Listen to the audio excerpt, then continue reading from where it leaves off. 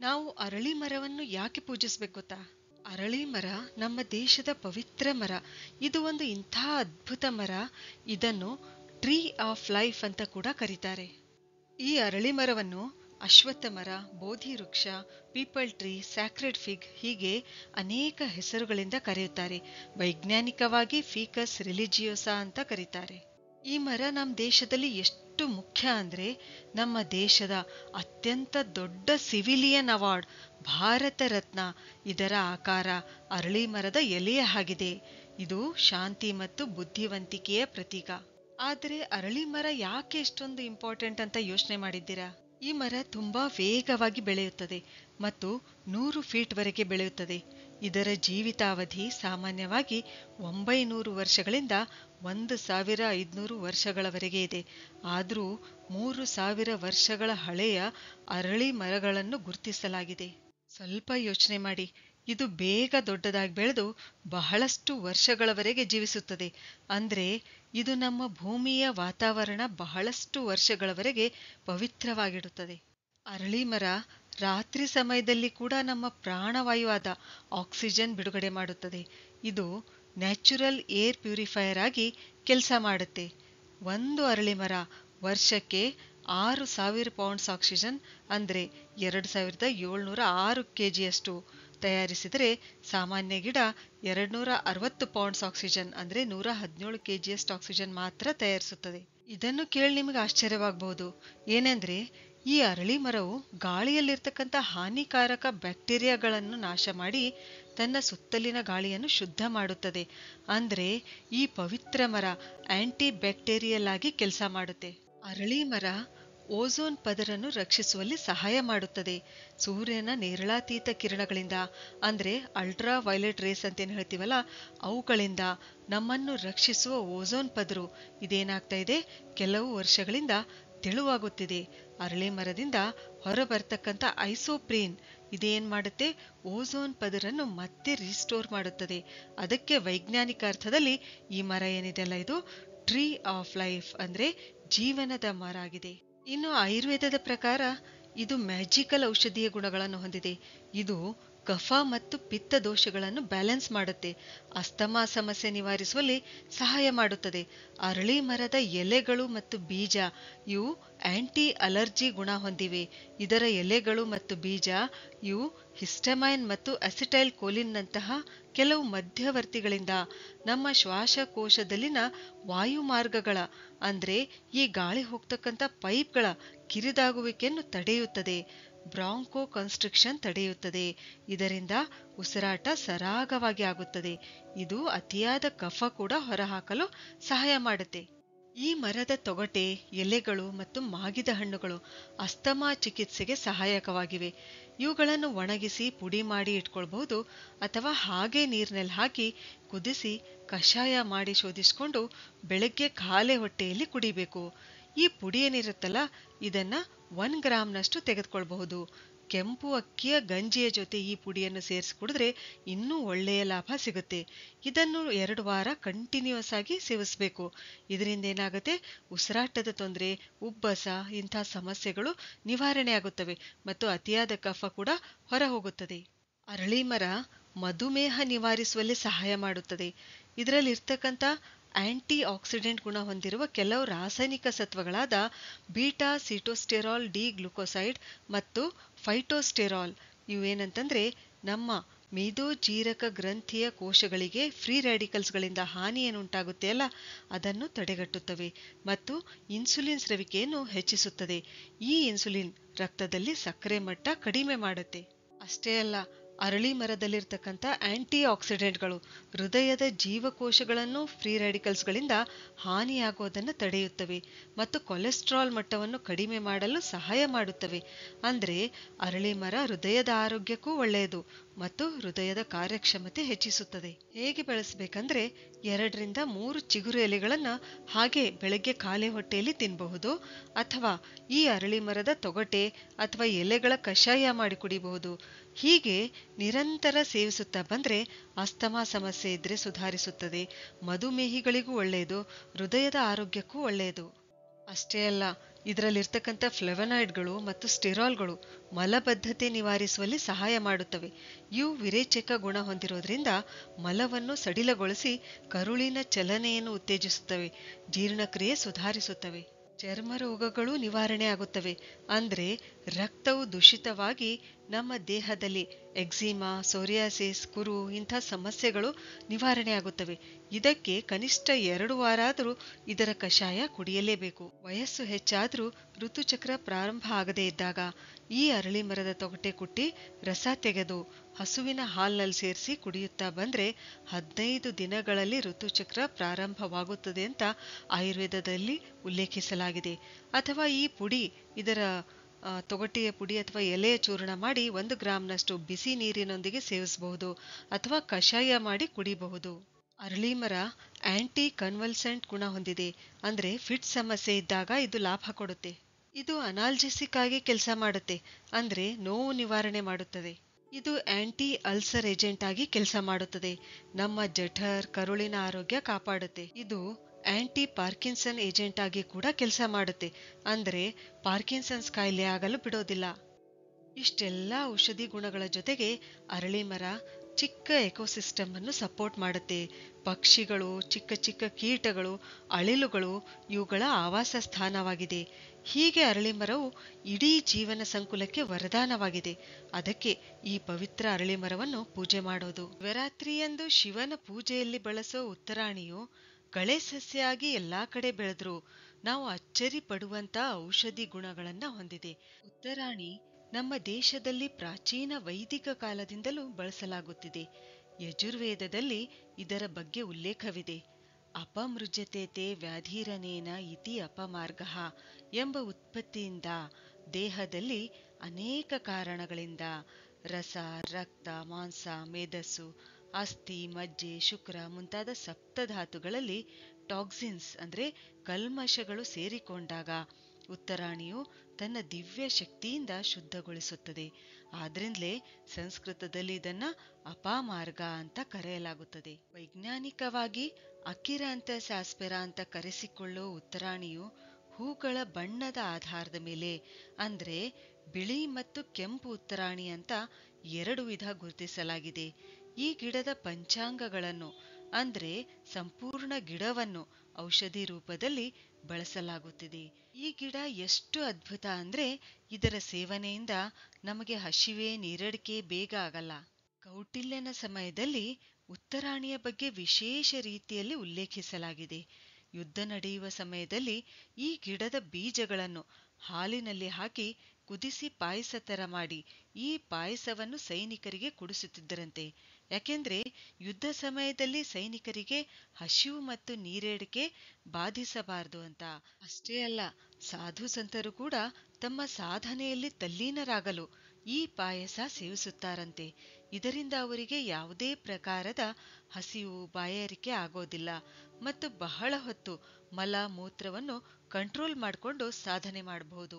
ಉಸಿರಾಟದ ತೊಂದರೆ ಇದ್ದಾಗ, ಅಸ್ತಮಾ ಇದ್ದಾಗ ಇದು ಅದ್ಭುತವಾಗಿ ಕೆಲಸ ಮಾಡುತ್ತದೆ. ಯಾಕೆಂದ್ರೆ ಇದು ಕಫನಾಶಕ ಗುಣ ಹೊಂದಿದೆ. ನಮ್ಮ ದೇಶದಲ್ಲಿ, ಅದರಲ್ಲೂ ವಿಶೇಷವಾಗಿ ಉತ್ತರ ಭಾರತದಲ್ಲಿ ಶರತ್ ಪೂರ್ಣಿಮೆಯಂದು ಇದರ ಪಾಯಸ ಕುಡಿಸುತ್ತಾರೆ. ಇಲ್ಲಿ ಯಾವ ರೀತಿ ಮಾಡ್ತಾರೆ ಅಂತಂದ್ರೆ, ಈ ಉತ್ತರಾಣಿಯ ಸಂಪೂರ್ಣ ಗಿಡವನ್ನು ಸುಡಲಾಗುತ್ತೆ. ಸುಟ್ಟ ಮೇಲೆ ಉಳಿತಕ್ಕಂಥ ಬೂದಿ ಏನಿದೆಲ್ಲ ಅದು ನೀರಿನಲ್ಲಿ ಚೆನ್ನಾಗಿ ಕಲಸಿ 5 ರಿಂದ 6 ಗಂಟೆ ನೆನೆ ಇಡಲಾಗುತ್ತೆ. ಆಮೇಲೆ ಈ ನೀರನ್ನು ತೆಗೆದು ಬುಡದಲ್ಲಿ ಉಳಿದಿರ್ತಕ್ಕಂಥ ಬಿಳಿ ಬಣ್ಣದ ವಸ್ತು ಏನಿದೆಲ್ಲ ಅದನ್ನ ಶರತ್ ಪೂರ್ಣಿಮೆಯ ಚಂದ್ರನ ಬೆಳದಿಂಗಳಿನಲ್ಲಿಟ್ಟು ಬೆಳಿಗ್ಗೆ ಏನ್ ಮಾಡ್ತಾರೆ, ನಸುಕಿನ ಜಾವದಲ್ಲಿ 1 ಗ್ರಾಂನಷ್ಟು ಅದನ್ನ ಕುಡಿಯಲು ಕೊಡಲಾಗುತ್ತೆ.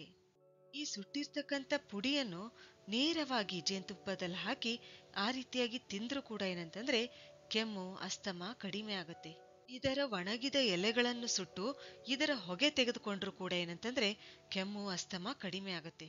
ಹಲ್ಲಿನ ಸಮಸ್ಯೆ ಇದ್ದಾಗ, ಹಲ್ಲು ನೋವಿದ್ದಾಗ, ಕ್ಯಾವಿಟಿ ಆದಾಗ, ಒಸಡಿನಲ್ಲಿ ಬಾವು ಬಂದಾಗ ಉತ್ತರಾಣಿಯು ಅದ್ಭುತವಾಗಿ ಕೆಲಸ ಮಾಡುತ್ತದೆ. ಇಲ್ಲಿ ಏನ್ ಮಾಡ್ಬೇಕಂದ್ರೆ ಇದರ ಕಾಂಡದಿಂದ ಹಲ್ಲುಜ್ಜಬೇಕು. ತಾಜಾ ಹಸಿರು ಕಾಂಡ ಸಿಕ್ಕರೆ ಸಮಸ್ಯೆ ಇಲ್ಲ. ಆದ್ರೆ ಒಣಗಿದ ಗಿಡ ಸಿಕ್ಕರೆ ರಾತ್ರಿ ನೀರಿನಲ್ಲೇ ಇಟ್ಟು ಬೆಳಗ್ಗೆ ಇದರಿಂದ ಹಲ್ಲುಜ್ಬೇಕು. ಇದರಿಂದ ಏನಾಗುತ್ತೆ, ಹಲ್ಲಿನ ಸಮಸ್ಯೆಗಳು ನಿವಾರಣೆ ಆಗುತ್ತವೆ. ಎಲೆಗಳ ರಸ ಹಲ್ಲುಗಳಿಗೆ ಹಚ್ಚಿದ್ರೂ ಕೂಡ ಏನಂತಂದ್ರೆ ಇಲ್ಲಿ ಹಲ್ಲು ನೋವು ಕಡಿಮೆ ಆಗುತ್ತೆ. ಆಯುರ್ವೇದದ ಪ್ರಕಾರ ಉತ್ತರಾಣಿಯು ಮೂಲವ್ಯಾಧಿ ಸಮಸ್ಯೆ ನಿವಾರಣೆ ಮಾಡುತ್ತದೆ. ಯಾಕೆಂದ್ರೆ ಇದು ಪಿತ್ತ ವಿರೇಚಕ ಗುಣ ಕೂಡ ಹೊಂದಿದೆ. ಈ ಗಿಡದ ಸ್ವಲ್ಪ ಹಸಿರು ಎಲೆಗಳನ್ನು ತೆಗೆದುಕೊಂಡು ಚೆನ್ನಾಗಿ ಪೇಸ್ಟ್ ಮಾಡಿಕೊಂಡು ಮೂಲವ್ಯಾಧಿಯ ಮೊಳಕೆ ಏನಿರುತ್ತವೆಲ್ಲ ಅದರ ಮೇಲೆ ಲೇಪನ ಮಾಡಬೇಕು.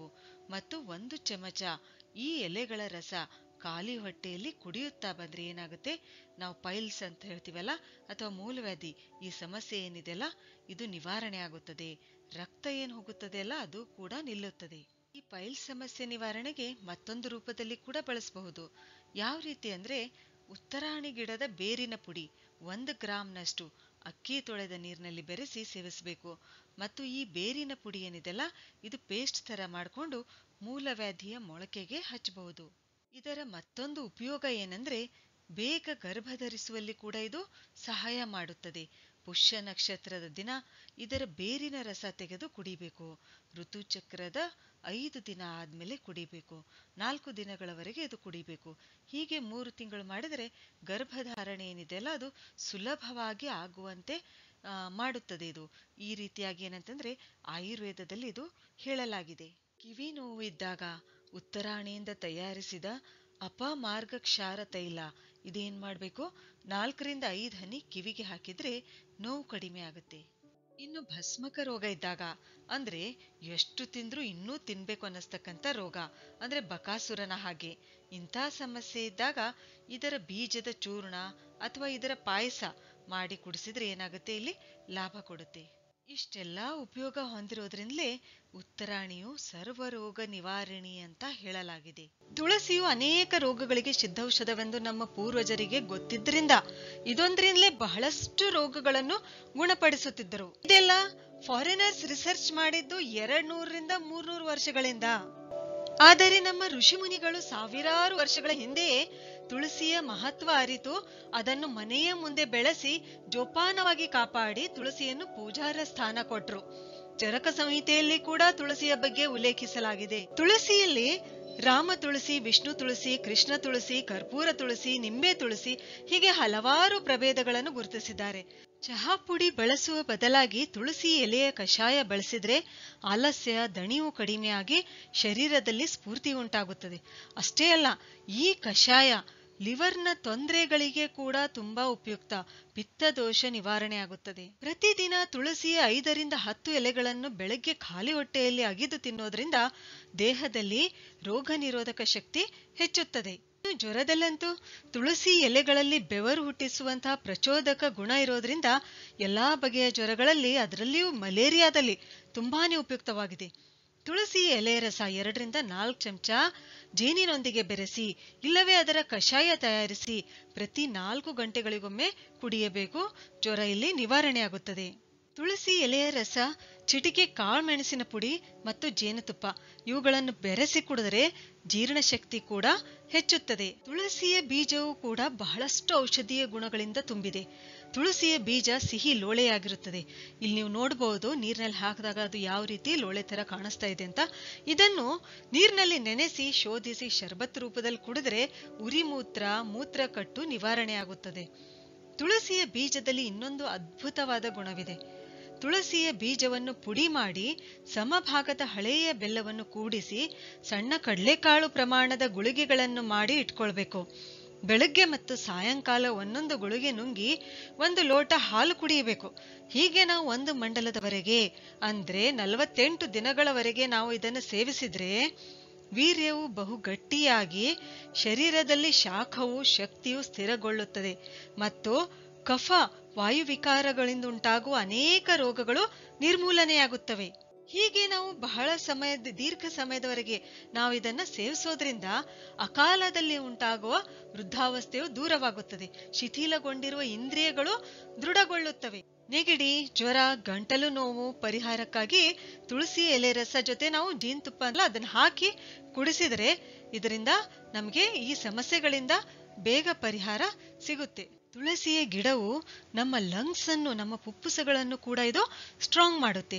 ಇಷ್ಟೆಲ್ಲಾ ಔಷಧೀಯ ಗುಣ ಹೊಂದಿರುವುದರಲ್ಲೇ ತುಳಸಿಯನ್ನು ಆಯುರ್ವೇದದ ತಾಯಿ ಎನ್ನುತ್ತಾರೆ. ಪ್ರತಿ ಮನೆಯಲ್ಲೂ ಇರಲೇಬೇಕಾದ ಸುವಾಸನೆ ಸೂಸುವ ಈ ಸುಂದರ ಬಿಳಿ ಬಣ್ಣದ ಹೂವಿಗೆ ಕೇಸರಿ ಬಣ್ಣ ಸೇರಿದ್ದು, ಮುಟ್ಟಿದ್ರೆ ಬಾಡುವುದೇನೋ ಎನ್ನುವಷ್ಟು ಕೋಮಲ ಹೂಗಳನ್ನು ಹೊಂದಿರುವ ಪಾರಿಜಾತ ಮರವು ಎಂಥವರನ್ನೂ ಆಕರ್ಷಿಸುತ್ತದೆ. ನಿಕಾಂಥಿಸ್ ಅರ್ಬಸ್ಟ್ರಿಸ್ಟಿಸ್ ಎಂಬ ಇದರ ವೈಜ್ಞಾನಿಕ ಹೆಸರು ರಾತ್ರಿ ವೇಳೆ ಹೂವರಳಿಸುವ ದುಃಖ ತಪ್ತ ಮರ ಎಂಬ ಅರ್ಥವನ್ನು ಸೂಚಿಸುತ್ತದೆ. ನಾವೆಲ್ಲ ಪಾರಿಜಾತ ಹೂಗಳನ್ನು ಪೂಜೆಗೆ ಬಳಸ್ತೀವಿ, ಆದ್ರೆ ಇದರ ಅದ್ಭುತ ಔಷಧಿ ಗುಣಗಳ ಬಗ್ಗೆ ಎಲ್ರಿಗೂ ತಿಳಿದಿರೋದಿಲ್ಲ. ಪವಿತ್ರವಾದ ಈ ಪಾರಿಜಾತದ ಹಲವಾರು ಆರೋಗ್ಯ ಲಾಭಗಳಿವೆ. ಸುಶ್ರುತ ಸಂಹಿತೆಯಲ್ಲಿ ಪಾರಿಜಾತದ ಔಷಧಿ ಗುಣಗಳ ಬಗ್ಗೆ ಸಾಕಷ್ಟು ಮಾಹಿತಿ ಇದೆ. ತೊಗಟೆಯ ಕಷಾಯದಿಂದ ಗಾಯಗಳನ್ನು ತೊಳೆದ್ರೆ ಗಾಯಗಳು ಬೇಗ ಗುಣವಾಗುತ್ತವೆ. 40 ವರ್ಷ ದಾಟಿದವರಿಗೆ ಸಾಮಾನ್ಯವಾಗಿ ಕಾಡುವ ಆರೋಗ್ಯ ಸಮಸ್ಯೆ ಅಂದ್ರೆ ಅದು ಮಂಡಿ ನೋವು, ಆರ್ಥ್ರೈಟಿಸ್, ಸಂಧಿವಾತ, ಮೂಳೆ ಸವೆತ. ಈ ಎಲ್ಲಾ ಸಮಸ್ಯೆಗಳಿಂದ ಉಂಟಾದ ನೋವು ಮತ್ತು ಚಿಕನ್ ಗುನ್ಯದಿಂದ ಕೂಡ ಉಂಟಾಗಿರ್ತಕ್ಕಂಥ ನೋವು, ಈ ಎಲ್ಲಾ ನೋವುಗಳ ನಿವಾರಣೆ ಮಾಡುವ ಶಕ್ತಿ ಪಾರಿಜಾತ ಕಷಾಯಕ್ಕಿದೆ. ಈ ಕಷಾಯ ಮಾಡಲು 5 ರಿಂದ 6 ಎಲೆಗಳನ್ನು ಜಜ್ಜಿಕೊಳ್ಬೇಕು. ಅದನ್ನು 1 ಗ್ಲಾಸ್ ನೀರಿಗೆ ಹಾಕಿ ಅದು ಅರ್ಧದಷ್ಟು ಆಗುವವರೆಗೆ, ಅಂದ್ರೆ ಅರ್ಧ ಗ್ಲಾಸ್ ಆಗುವವರೆಗೆ ನಾವು ಅದನ್ನ ಕುದಿಸ್ಬೇಕು. ರುಚಿಗಾಗಿ ನಾವು ಒಂದ್ ಸ್ವಲ್ಪ ಬೆಲ್ಲ ಅಥವಾ ಜೇನುತುಪ್ಪ ಇದನ್ನು ಸೇರಿಸಬಹುದು, ಅಥವಾ ನಾವು ಕಲ್ಸಕ್ಕರೆ ಕೂಡ ನಾವಿಲ್ಲಿ ರುಚಿಗಾಗಿ ನಾವು ಸೇರಿಸಬಹುದು. ಇದನ್ನ ಏನ್ ಮಾಡ್ಬೇಕು, ಶೋಧಿಸಿ ಸ್ವಲ್ಪ ತಂಪಾದ್ಮೇಲೆ ಕುಡಿಬೇಕು. ಈ ಕಷಾಯ 15 ರಿಂದ 20 ದಿನಗಳವರೆಗೆ ನಾವು ಸೇವಿಸಿದ್ರೆ ನಮ್ ನೋವು ಏನಿದಾವಲ್ಲ, ಇವು ಸಂಧಿವಾತದಿಂದ ಉಂಟಾಗಿರ್ತಕ್ಕಂಥ ನೋವಾಗಿರ್ಬಹುದು, ಅವೆಲ್ಲ ಏನಾಗುತ್ತವೆ, ಇಲ್ಲಿ ಗುಣಮುಖವಾಗುತ್ತವೆ. ಅಂದ್ರೆ ಇದು ನಾವು ಯಾವ ರೀತಿ ಸೇವಿಸ್ಬೇಕಂದ್ರೆ, ಈ ಕಷಾಯ ಹೇಗಿರ್ಬೇಕಂತಂದ್ರೆ ಅದು ಉಗುರು ಬೆಚ್ಚಗಿನ ತಾಪದಲ್ಲಿರ್ಬೇಕು. ಅದನ್ನ ನಾವು ಎಷ್ಟು ಪ್ರಮಾಣದಲ್ಲಿ ಸೇವಿಸ್ಬೇಕಂದ್ರೆ ಒಂದು 10 ರಿಂದ 30 ml ನಷ್ಟು ಮಾತ್ರ ಇದನ್ನ ನಾವು ಸೇವಿಸ್ಬೇಕಂದ್ರೆ ಅರ್ಧ ಕಪ್ ಅಷ್ಟೇ ಇರಬೇಕು. ನಾವು ಅಷ್ಟು ಪ್ರಮಾಣದಲ್ಲಿ ನಾವು ಇದನ್ನ ಸೇವಿಸ್ಬೇಕು.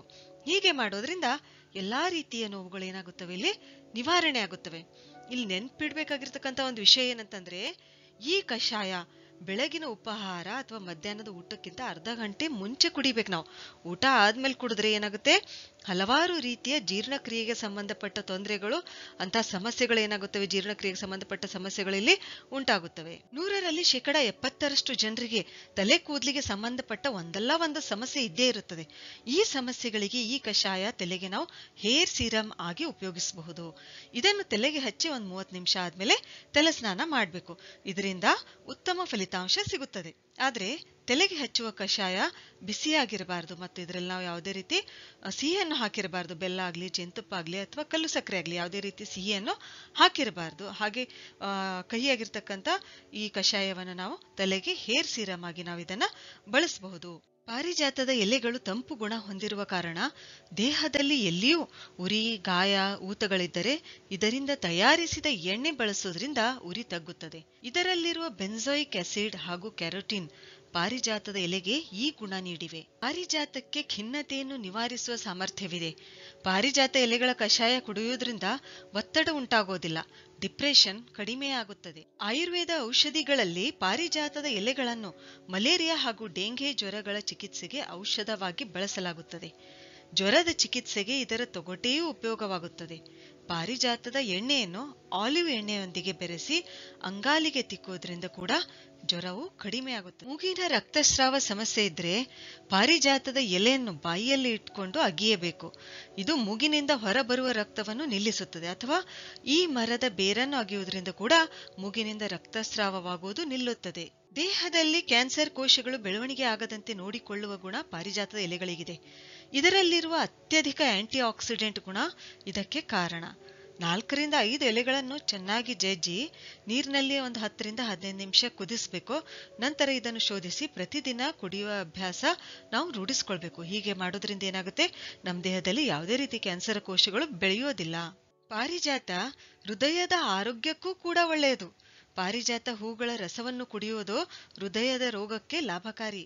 ಪಾರಿಜಾತದ ಎಲೆಗಳಲ್ಲಿರುವ ಮಿನರಲ್ಗಳು ಜೀರ್ಣಕ್ರಿಯೆಯನ್ನು ಸರಾಗಗೊಳಿಸಿ ಮಲಬದ್ಧತೆ ಸಮಸ್ಯೆಯನ್ನು ನಿವಾರಿಸುತ್ತವೆ. ಪಾರಿಜಾತದ ಕಷಾಯ ದಿನಕ್ಕೊಮ್ಮೆ ಸೇವಿಸಿದ್ರೆ ನಮ್ಮ ಮಲಬದ್ಧತೆ ಸಮಸ್ಯೆ ಏನಿದೆಯಲ್ಲ ಅದು ನಿವಾರಣೆ ಆಗುತ್ತದೆ. ಸಕ್ಕರೆ ಕಾಯಿಲೆ ಅಥವಾ ಮಧುಮೇಹ ಈ ಸಮಸ್ಯೆ ನಿಯಂತ್ರಣದಲ್ಲಿರಲು 10 ರಿಂದ 30 ml ಪಾರಿಜಾತ ಎಲೆಗಳ ಕಷಾಯ ತಯಾರಿಸಿ ಸೇವಿಸುವುದು ಉತ್ತಮ. ಪಾರಿಜಾತದ ಎಲೆಗಳು ಮಧುಮೇಹವನ್ನು ನಿಯಂತ್ರಣದಲ್ಲಿಡುತ್ತವೆ. ಪಾರಿಜಾತ ಹೂವಿನ ಕೇಸರಿ ಬಣ್ಣದ ತೊಟ್ನಲ್ಲಿ ಇಕ್ವೆಂಥಿನ್ ಎಂಬ ಬಣ್ಣ ಕೊಡುವ ಅಂಶ ಇದೆ. ಹಿಂದಿನ ಕಾಲದಲ್ಲಿ ಬಟ್ಟೆಗೆ ಬಣ್ಣ ಹಾಕಲು ಇದನ್ನು ಬಳಸಲಾಗ್ತಿತ್ತು. ಪಾರಿಜಾತದ ಹೂವು ಸುಗಂಧ ದ್ರವ್ಯ ತಯಾರಿಕೆಯಲ್ಲಿ ಬಳಸ್ತಾರೆ. ಹಿತವಾದ ಇದರ ಕಂಪು, ತೀಕ್ಷ್ಣತೆ ಇಲ್ಲದ ಇದರ ಸುಗಂಧ ತಲೆನೋವನ್ನು ಹೋಗಲಾಡಿಸುತ್ತದೆ. ಆದ್ರಿಂದಲೇ ಈ ಸಸ್ಯ ನಮ್ಮ ಮನೆ ಅಂಗಳದಲ್ಲಿ ಇರ್ಲೇಬೇಕು. ಸರಿ, ಹಾಗಾದ್ರೆ ಮುಂದಿನ ವಿಡಿಯೋದಲ್ಲಿ ಮತ್ತೊಂದು ಉಪಯುಕ್ತವಾದ ಮಾಹಿತಿಯೊಂದಿಗೆ ಭೇಟಿಯಾಗೋಣ. ಧನ್ಯವಾದಗಳು.